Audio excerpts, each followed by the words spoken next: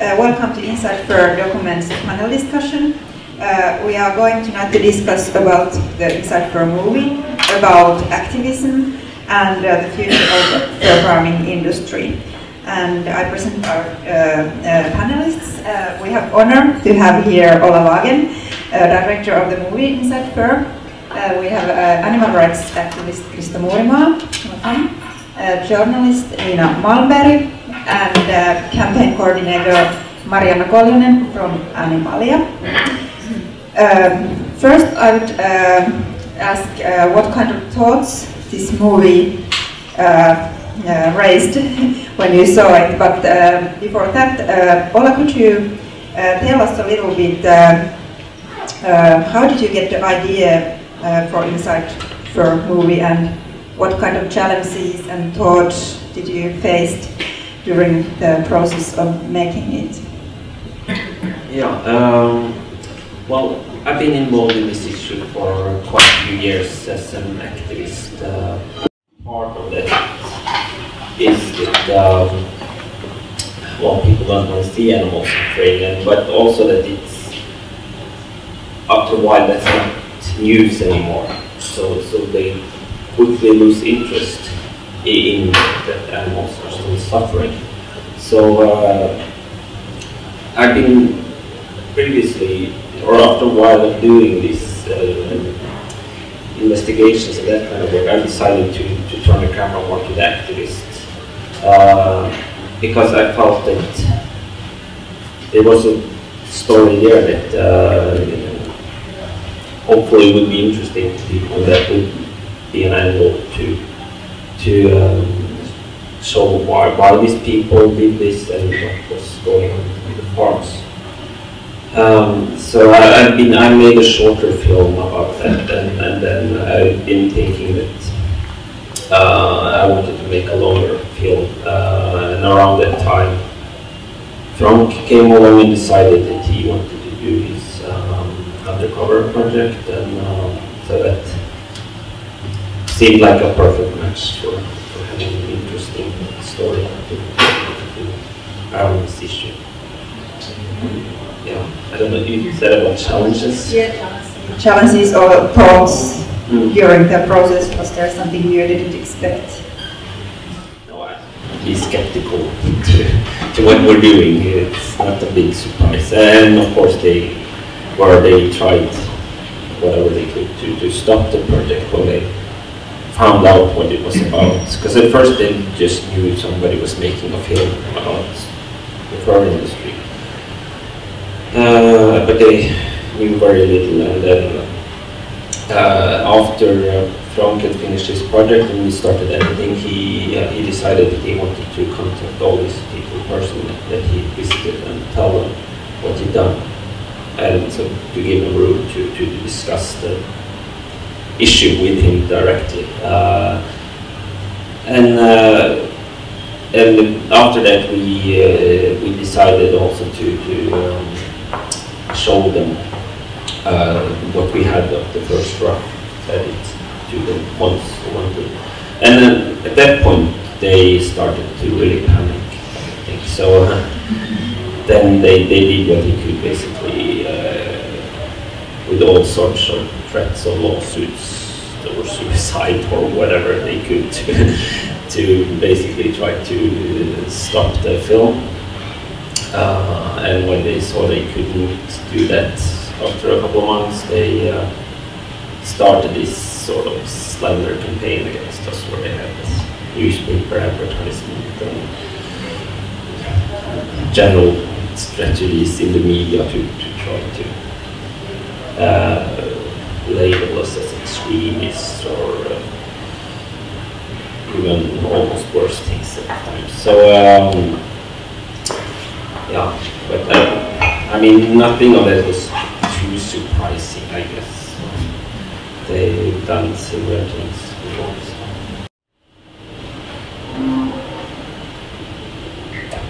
I think it's an important project, and after seeing this film, it's pretty clear that doing this is the only way to bring to light what happens on fur farms. And obviously, this method of walking, like wearing a hidden camera or going to the farms and filming secretly, may sound like it's illegal or something, or it's something that people shouldn't do. There's problems with that, but clearly it's the only way to get this on film. So obviously we fully support what they have done, and I hope that many people in Finland will see this film. I always get amazed how this is possible. I just don't understand how the law allows this kind of business in Finland or anywhere. I just don't get it. And this film shows it so clearly how insane it is. I mean, we have animal rights laws, we have welfare supports, welfare credits, or how they should be treated. If we have them as pets, or if we have them on production or whatever, they are not commodities. So this amazed me. I just don't get it. I mean, in the first place, how was it possible that it's allowed? That's the question that rises in my mind. And I'm very happy you've done this movie. It's very important. It's really, really important because it takes away from the industry the tools to say that this is not happening. It's really remarkable.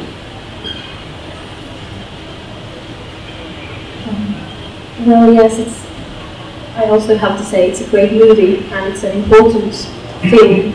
I'm very grateful that you did it and you were able to do it. At the same time, it's also very disturbing to watch and to listen to, because for the first time shows us the harsh, cruel, everyday reality of millions of animals and what they have to suffer during their short lives. And not only that, because for the first time it shows the treatment of the animals when there's nobody watching them, or at least the farmers think that they are safe from ice from the outside, and it shows the attitude of these farmers. And just like Nina said, now it's out in the open and it's documented. You can't take it back anymore. It's out there, and now we know. And even though I know these issues, and I suspect that many in the audience also are very familiar with these issues, this was shocking to watch. And there are instances where at least I wish that I was wrong, that that we actually would be exaggerating when we talk about the problems in fur farms or in the animal industry in general. And this is one instance where I definitely would like to be wrong.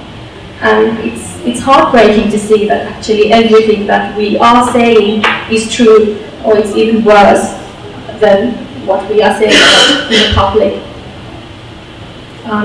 And I also need to add that I respect and admire Frank Nervik for being able to do this, to make this film, to control himself in all instances that he had to face the artificial insemination or the killing of those animals, the discussions he had to take part in and listen to, nodding, and also not to lose completely faith in humanity, because I think that is quite close to what I feel right now, and I guess many in the audience do as well. Yeah, let's move a little bit deeper on the activist side of the movie. We saw that this movie wouldn't have been possible without activists who risk themselves, sometimes even break law. And now let's start with Krista. How do you see in general, the meaning or justification of activism in animal rights issues, and what do you think that what makes an individual to take action and to risk him or herself? That's a good question. I've been involved in anti-fur activism for a long time, and kind of too old to be able to actually answer that question, like how did it start. But how I see this is, what all this is about, it's about indifference. And this is like the main point of the film too, in my opinion. I've seen this 4 times now, and every time I kind of get like this idea about why is this happening, why do these people treat these animals like this, it tells about this problem, and this problem is why I guess we justify like using our lives for this. And the problem is that we see, we humans as a society see all other animals as commodities, like you said, and from this fact that we don't realize that we are dealing with individuals, we're dealing with animals that would be capable of many things like we are, like happiness, suffering, like living their lives. And since we don't see this gives birth to this idea of indifference towards them. And when a fur farmer says in the film that we can do this on paper, or we can do this, we only, if the authorities come and ask, we say that we do this, but we don't do this. This is about indifference. About indifference is everything that we saw earlier this month in Finland from slaughterhouses, or from farms where people would be eating animals with plastic boxes and all crazy things that we see every time these images come from behind closed doors of slaughterhouses, from pig farms, from dairy farms, or from fur farms. And this is something that we need to work on. This is why we are active in the animal rights movement. This is why we think that it is one of the most pressing issues in our society at the moment. Others, do you have comments on that activism question? I think it's very important that we have people like Risto and Olaf and all of you who do the work different ways. We all have a different way to do it, but otherwise we wouldn't be knowing that all this is happening. We just get the message from the industry that we are doing this by the law and we are treating the animals right. But now we know that they have only the money in their head and they have to just think about how much profit they're going to make out of these animals. And I think it's very important. Even I have been doing this filming without telling anybody in Estonia. They have this puppy factory there, and I think it's the best way. Because when you have a word against word, and the other one is lying, so you have to have the pictures, you have to have documents. Other than that, so there are no words anymore left. The truth is there, and just watch it. So I'm grateful that we have people like you who are doing this job. I'm doing it on my way as a journalist, but I'm happy you are out there. Yes, well, after seeing a movie like this one, of course, one has to say that activism is important.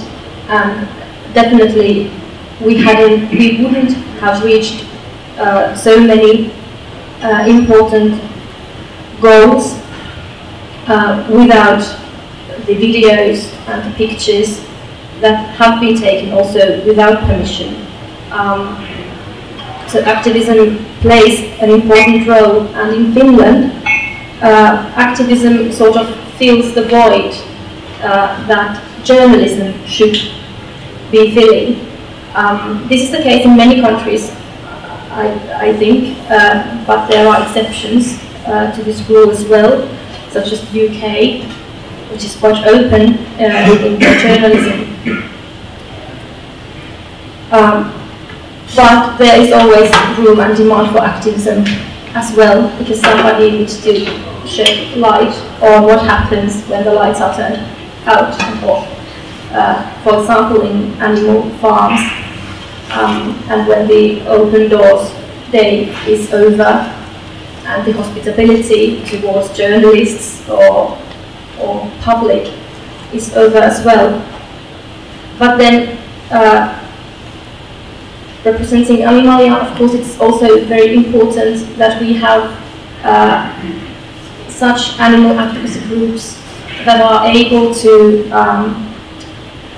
go into the cabinets and talk with the legislators, with the public, and to some extent also with the people who are farmers, who exploit the animals, and have discussions with them and do the boring and long legislative work, because legislation is always the backbone when it comes to protecting the weak, and the animals definitely are the weak in our society. So when you have legislation and you want to correct something that's done wrong, legislation at least helps you. And when you want to improve something, or other countries want to improve something in what they do, legislation is needed, and that's why we need many kinds of groups, and we also need the media on our side, and we need the people who are risking their personal lives as well and doing this, breaking the law or bending the law at least sometimes. And then we have to be able to have the discussions in the cabinets and work the law. And every time the law is altered, there's a discussion, and usually we can make it a public discussion. And then we can talk about the important issues and not just be very conservative and welfareist when it comes to animals. We can also discuss heavier topics such as veganism and what everyone can do to help animals, and it's usually more than legislation allows. Well, Ola, have your thoughts about activism changed after making this movie? I can't say they've changed that much, because I always felt that there's been a very important part to shed light on these things, because I mean, the fur farms themselves never will reveal how the situation actually is on the farms, and it's naive to just believe their image. So we need an alternative version of how things are to get the complete picture. So and I think activism plays a critical role there, and I mean on all levels too, like it's mentioned here, it needs to be done in lobbying or on a political level, and it needs to be done on so many different levels in cooperation and so on to get some results. Okay, you already mentioned media and journalism here, and the next question is about that.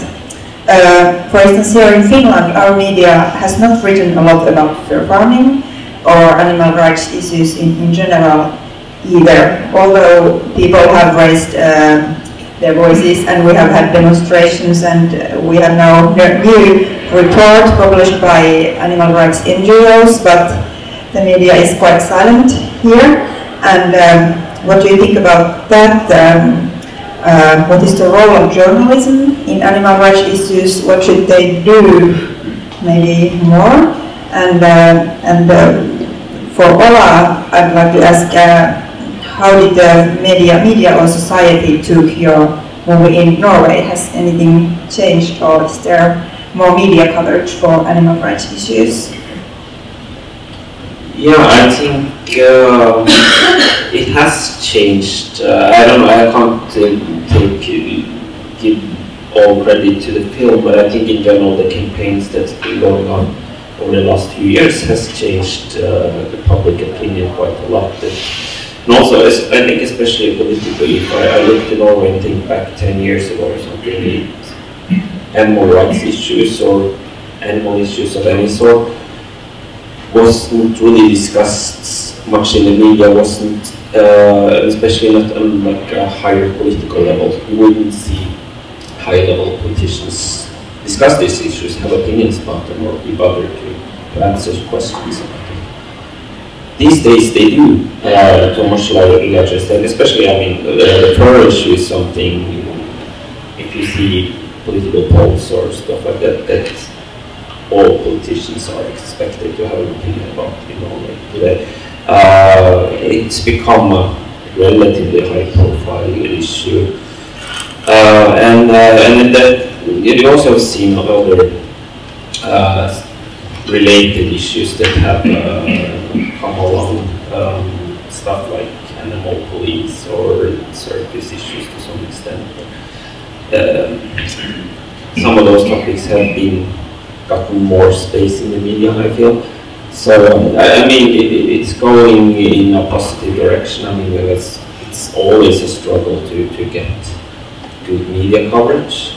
Of course, still it's not easy, but I feel that today there at least is some sort of public debate about these things, which I didn't feel 10 years ago when there was complete silence. So, yeah, to some extent it's become better. About Nina, you're a journalist yourself. How do you see the situation here in Finland, for instance? As a journalist, I would like to deal with animal rights issues all the time, and every time I tell the producer that I would like to do this and this, I come across with this: why is it now important, or do you rather do this? Why you want to do with animal rights? We have problems with humans. I don't know why. I've been trying to find the reasons back there. Why is it so tough to get it through? But I just don't really understand it. But I've learned during these years different ways to approach it and to say why this is important. And you really need to have a lot of facts, real facts. And I do also science programs, so I use these science and new studies that they do about animals, and it's very important that we know more about how animals are feeling. So they can't go with these old-fashioned terms that, okay, they are just animals, no matter. But I think the journalism is very important because we could be the link between activism and animal as kind of actors in the society, and these industry people also, and the politicians and the public. We could kind of put them together and make them hear each other, because I think the discussion face to face is sometimes very difficult. But I mean, I'm not going to give up, and I know many other journalists also who are willing to do it, but we just need to make the attitudes change so that people are seeing animals like they have rights. And it's a rocky road, but we have to do it. Attitudes are changing slowly, but they are changing. We have to change a little bit the point of view of it, and find out different angles, and then I can get it through. But it's really, we have to really work it out.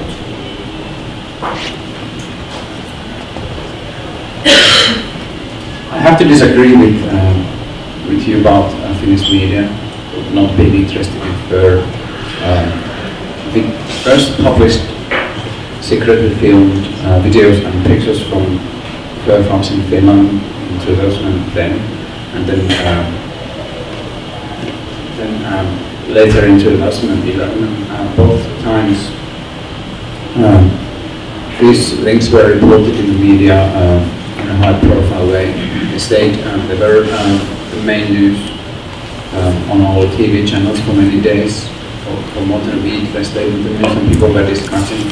Also, the Prime Minister then commented on various issues, and also during the presidential elections, all of these candidates got questions for our campaigns on fur farming. So it has been dealt in the media a lot. Also, there was a campaign a couple of years ago with the Citizens Initiative idea to ban fur farming in Finland, and that also had lots of media attention because it was the first time the Citizens Initiative was brought to the Parliament. And after that, fur farming hasn't been in the media that much, and I guess publishing a report maybe we need something more, how to say it,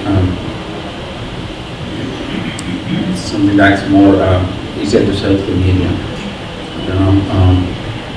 But how I see making films like voice film and our own campaigns is that they are actually journalism, like investigative journalism. In English we speak of investigation. It doesn't really have a word in Finnish that would correlate.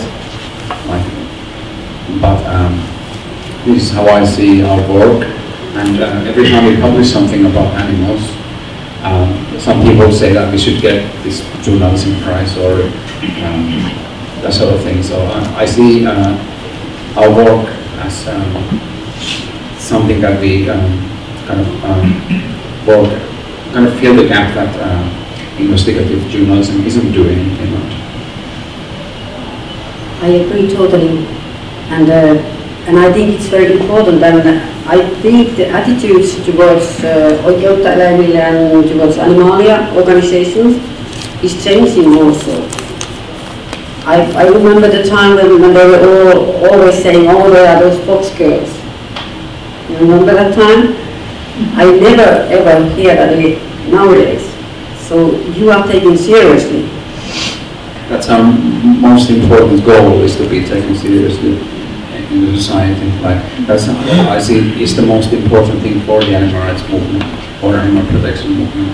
We need to be able to raise the issues from a Class D question into a high-profile Class A question that politicians will be organizing international conferences around.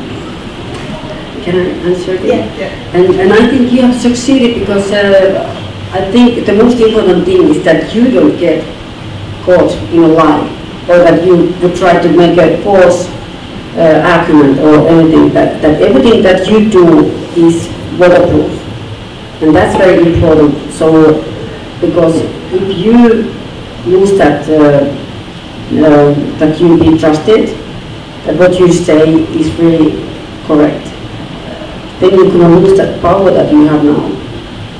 I mean, what I hear now, producers and everything say, so you are starting to get this, that you are really trusted. There are some people who have certain attitudes, of course, but I think it's getting better.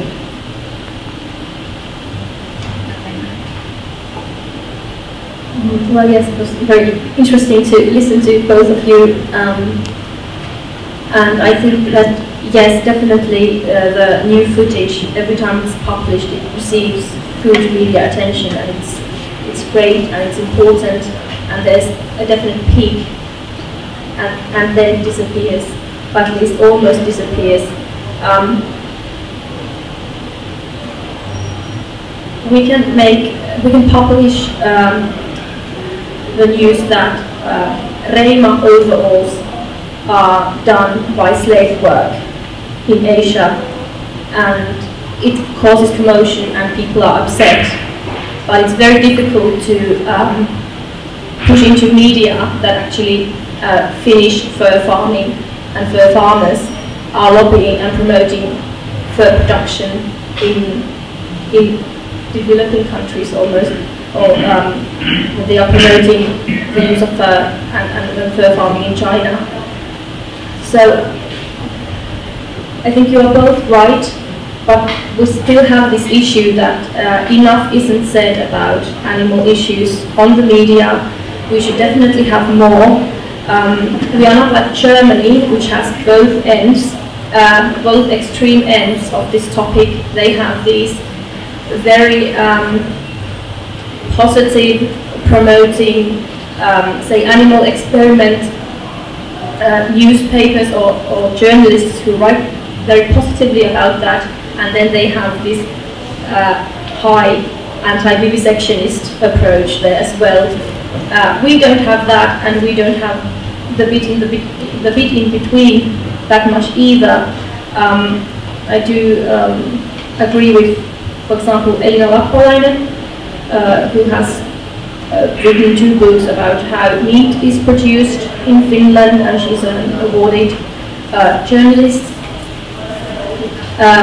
because she has lately wrote about Animalia's report on saga furs and also this film, and she has stated that she is amazed how little is said on the media about animal issues. Even now, there are these definite peaks.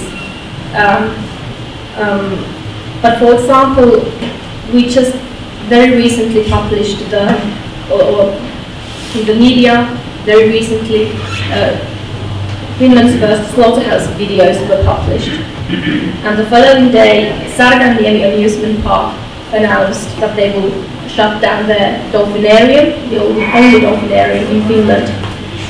And all the phone calls we received at Animalia were about those dolphins, those 4 dolphins. People weren't that interested in the fate of hundreds of thousands of animals that are killed in Finland every day, and we had already seen that it's a horrible way to die, and even though you agree with killing a healthy animal for food, there are still things that are done terribly wrong. The journalists wanted to hear about 4 dolphins in Särkänniemi, and in that case they also practiced criticism, because now that world's most famous dolphin activist Rico Barry is coming to Finland, he won't be able to see Särkänniemi dolphins, and we already know that Yle Tampere and Aamulehti are going to ask why Rico Barry isn't allowed to see the dolphins. And this is something I would definitely wish to see in other animal issues as well, that journalists criticize in the media why we are not allowed to see slaughter, or why every time a camera crew goes into a laboratory where they do animal tests, only lab mice and rats are shown, not beagles and rabbits. So definitely ask for more criticism on that area. But things have improved, that's true. Can I answer that? Yeah, I've been doing programs also on vivisection, and they just don't let you go and film them. I've been able to film rabbits, but all the other films that I got was from abroad. Not where our film group to be let inside. And the last time I did the program, it was so carefully asked what kind of program am I doing, and how am I going to use these animals, and who am I going to come inside with. But in England, I think it's easier somehow.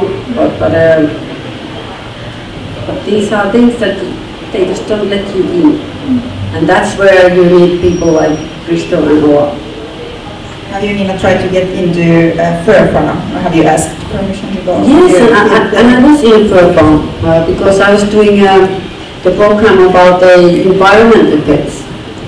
So they let us in one of the fur farms to film, but when I was doing on May, program about fur farms, that how is our legislation able to treat the same animal differently in the fur farms and in the zoos. So the same animal in the zoo needs a lot of space, water. We are talking about minks, and in the fur farms it's enough that he's in that cage and with a lot of animals. So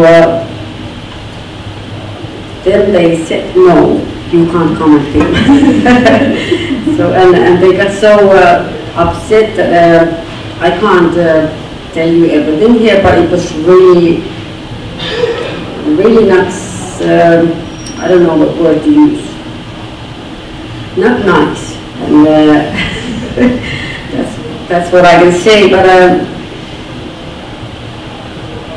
I wonder what kind of influence this industry has, that because I've been doing many kind of issues and dealing with many kind of problems, but when it comes to fur farming, I don't know what powers they have. That's something that I would like to open up and see.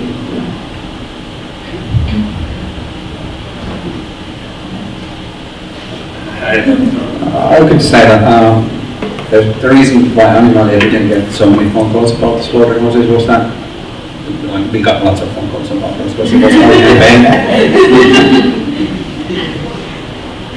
Well, that's going to say to that also, yeah. I think because if I would be a journalist, I would contact them because they did films.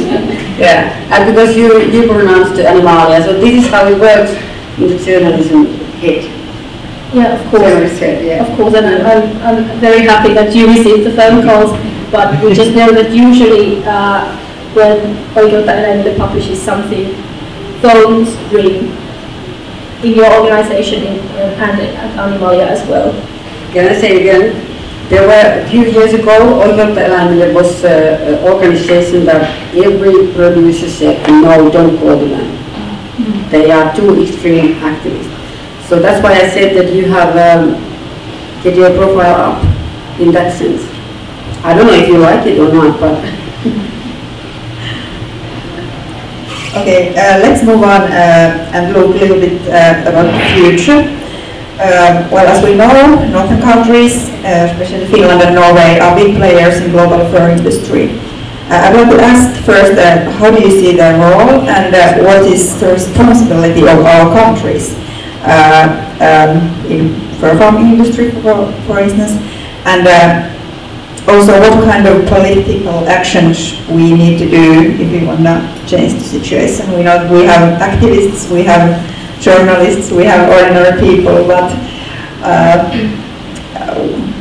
if we want to see fur-free Europe or fur-free world, what do we need to do next? What do you think? Maybe Mariana, you can start with that.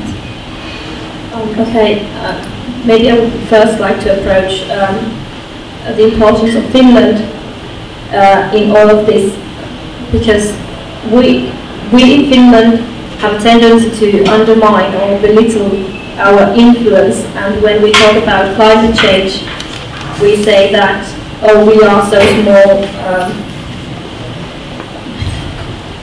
and what we do has no effect on climate change globally, and we sort of try to escape our responsibility by saying this. But in fur farming, even though we are a small nation, we are not small. We are one of the big players. We are a big player when it comes to fur farming, and that is to say Saga Furs, which is an auction house. It's a product development company that promotes and markets fur, and also the Finnish government, which allows all of this happening in Finland without new legislative restrictions. So Finland is responsible for marketing and increasing fur consumption globally, and we are responsible for lobbying for fur farming to continue and to expand, and even to some extent out in the world to claim a reputation as being ethical, or to claim that such a thing as ethical fur might exist. It comes from Scandinavia.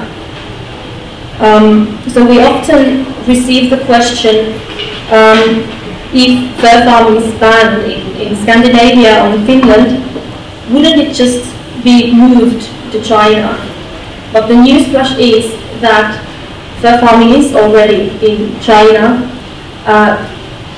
China is producing by far the biggest amount of all kinds of skins and furs, 60 million mink skins, 14 million fox skins, and 13 million raccoon dog skins.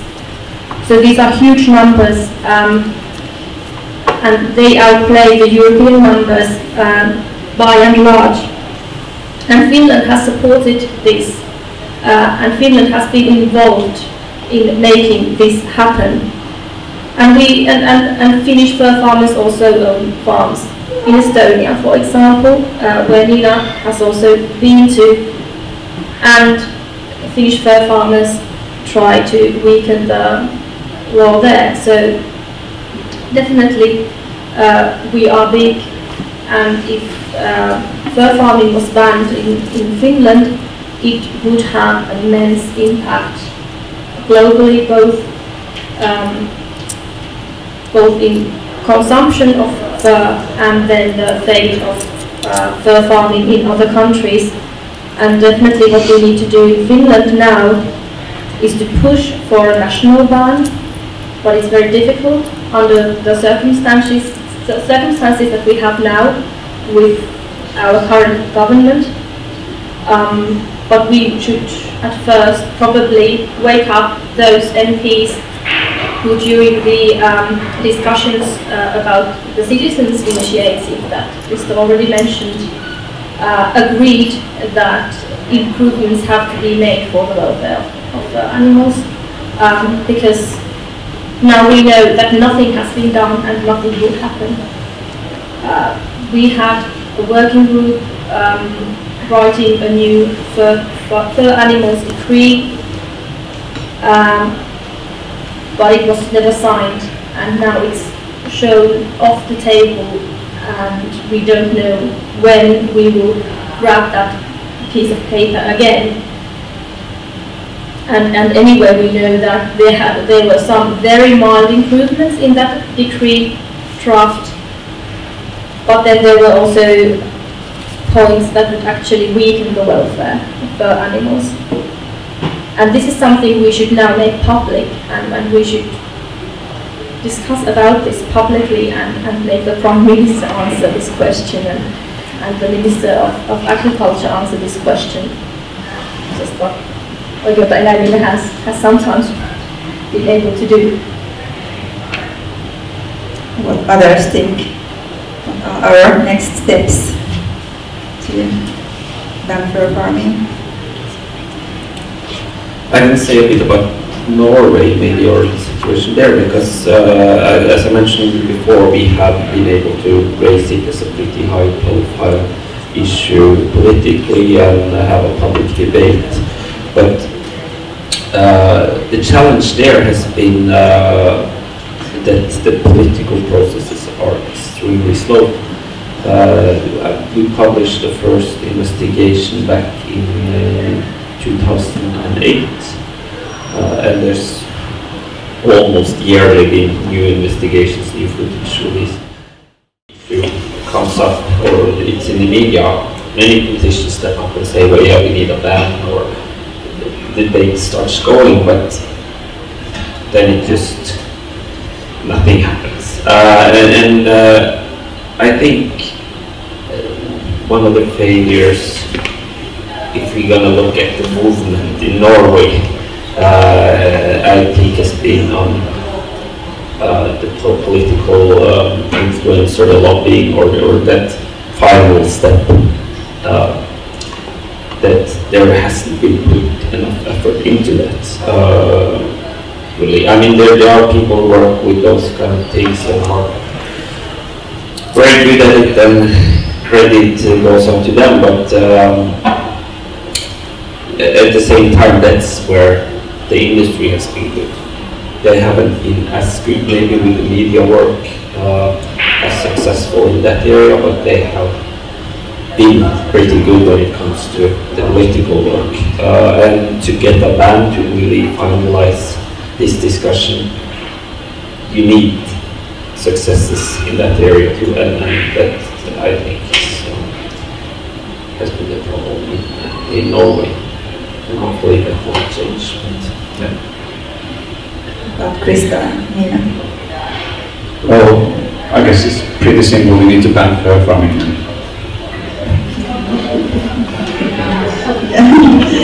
That's true. Nina, do you want to add something? I don't know. But the one thing I want to say is that, for example, Finland and Norway, I mean, they are so-called high society and developed countries, and human rights are high. So I just don't get it why the animal rights are so tough to understand. I don't know the psychology behind it. Where is it? I mean, we are the Viking people, maybe it's that, that attitude. I'm doing a program about trophy hunting in South Africa, and I am Nicola said that it's about the people who were from the apartheid, that they are the same people who didn't respect the human rights and human lives. But in Norway and Finland, we can't hide behind that. We haven't had any apartheid or anything. So where is it that we don't see the animal rights? I don't know.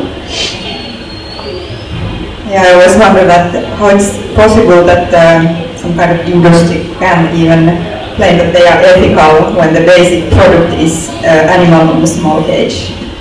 And that's an amazing question. The time is running quickly, so I'm asked if someone in the audience has questions. Please ask here. Yeah, hi. I'm Kari Sari. I'm also a journalist, actually at Talouskanava, also at elokuvan.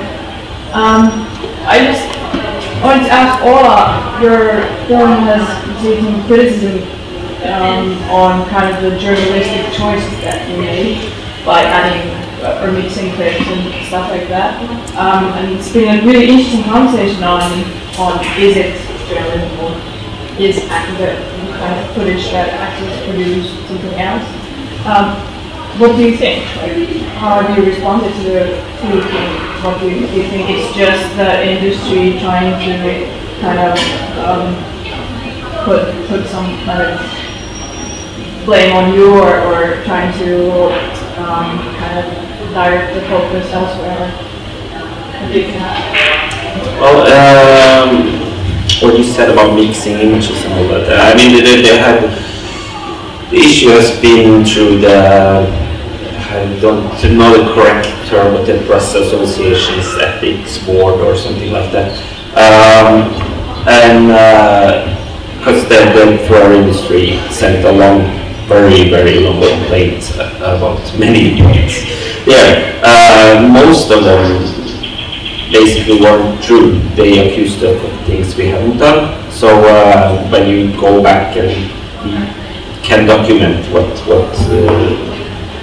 that we have documentation for the claims we made, or for the editing choices we made, or whatever. So that got acquitted. So yeah, we got through that process without any bigger problems, but it was a long and difficult process. But we also hear, like as you mentioned, that is this really journalism or not? It gets criticized for being too subjective, and I have some problems with that criticism, because I agree that it's subjective, and I never claimed anything else. This is a film that tells the story of a group of activists doing their work from their perspective. And that has been my intention with this film, and that is something I feel that we say very clearly in how the film is made and in the context we put it when it's been shown on TV and everything. And I think we need and should be able to have subjective stories in media. And I find that there are many problematic things with the whole concept of journalistic objectivity, which I don't really believe exists to a large extent. So I think it's, for me, it feels much more understanding, something I really felt when working with this project. That's also why I included myself in the film, which I felt was very uncomfortable with in the beginning, but because that felt more honest to really tell who's telling the story and from what perspective it's being told. So yeah, I think that's the most honest way of portraying an issue like this, to really flag who you are and add to the debate, because I mean they will be heard too. And I think you have to see it in a larger context too, especially like when I think about the way it was screened in Norway. The performers had many chances to have their say in the bigger public debate, and this is just one part of a bigger public debate, an ongoing narrative in the media or in discussion in society. So both sides will get their say in that, and that's something that the TV station we work with was very aware of, and that I think they handled very well to give them room to also get their side in this discussion. Now you wanted to comment also on this? All kind of empty, but I agree with Ola with that. Does it matter? What is it about? I mean, we do a lot of TV programs that are very subjective, and it was very open. We didn't even try to make it like objective. And like you said, I don't even know in nowadays journalism, where is it? Can you really do a totally objective journalism? That's what I wonder every time I do any story. But in TV, you are very open and you say it out the way you do it. I mean, it's very fair. And the industry is acting the same way, like I did a program on fair farming in Finland and in Estonia on May, and there were these pictures about these animals who were very, very in bad condition. And first they were trying to say, no, they are not our pictures, they are not from our farms. And then we said, okay, you can see, it's clearly from your farms. So they couldn't do that. Then they said, okay, why you show only those animals that are very sick? And then they were trying to tell us we can't do this one else. Finland said they're going to complain about it. So, but this is the way they do it. Because they don't have ethical, ethical commission. Yeah. But because they have these sick animals there, they have these dead animals there, they don't have anything else but to blame you. What can you say? You are showing what they have. So they try to blame you. I mean, as a journalist, I got so mad. I mean, every fact was correct in that program. So that's what I mean when the other side is not being truthful. They are lying. So what can you do? Also, objectivity is an interesting question when you're facing a problem like this. Like, are you objective if you don't care about the animal suffering, or are you objective if you do care, or are you more objective if you are a customer to this industry? Like, it's kind of a difficult position to find. So our kind of journalistic motto comes from a comic book called Luke. Independent always, impartial never. Say again. Independent always, impartial never. How's the job? Any other questions? I have more. Okay, here. I was also interested in your this like activist label. So what kind of like challenges you met with, for example, funders or your production company, or was this your first film? My first longer film, yeah. Okay. Yeah, I mean, that, of course, there's some challenges to it, but I mean, one way we solve that is that, I mean, it's not just my film.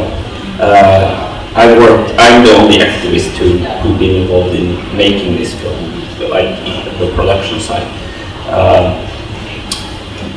or who has an activist background. I mean, I work with I contacted one of the best well-renowned production companies in Norway for documentary films. Precisely because of these things, because I knew, like, if I just made a film alone, first of all, it would be not as good because I'm not good at everything, but second of all, it would be much more difficult to get it anywhere, basically. So that's one way of making a better film, basically, is to cooperate with other people who might not have the same perspectives, which I found very useful. So I mean, the production companies, they made many renowned, award-winning film that has traveled around the world. They have a very good reputation. They've been to many. They've touched on. They've mostly done human rights related films. So, but they've been in done very difficult questions before. So they're used to having to fight for their films. Also, I mean, we have the TV station, the National Norwegian TV station, as a co-producer, and so also we could use and did use their resources to this production to make sure that we follow the rules, and we were very thorough in our research when we went through the press ethical rules. I mean, we were very strict about all these things because we knew everything we did would be looked with a magnifying glass, trying to find some small mistakes. So I think that's the way we dealt with it, just to take extra care of all these things, precisely because of where I come from. But I don't think this film couldn't have been made without somebody like me who are part of the movement, and I think the angle of the film is very important to show an insider look of this movement, why they're doing this, and then to have about somebody like Frank who do something that has to be kept very secretive and just can be in contact with people that are really trusted. That's the only way to tell a story like this. And people realized that and saw that too in the system, in the TV station or in the production company and all that. So they were very supportive in that process. I don't know if that answers. Okay, the time is running out now, so the discussion will sure continue here in Finland, in Norway, and in the world. And I would like to thank our panelists for interesting discussion, and I thank all of you who came to see the movie and to hear this discussion. And let's continue to work to ban fur farming finally and for a better future for animals. Thank you and have a good evening.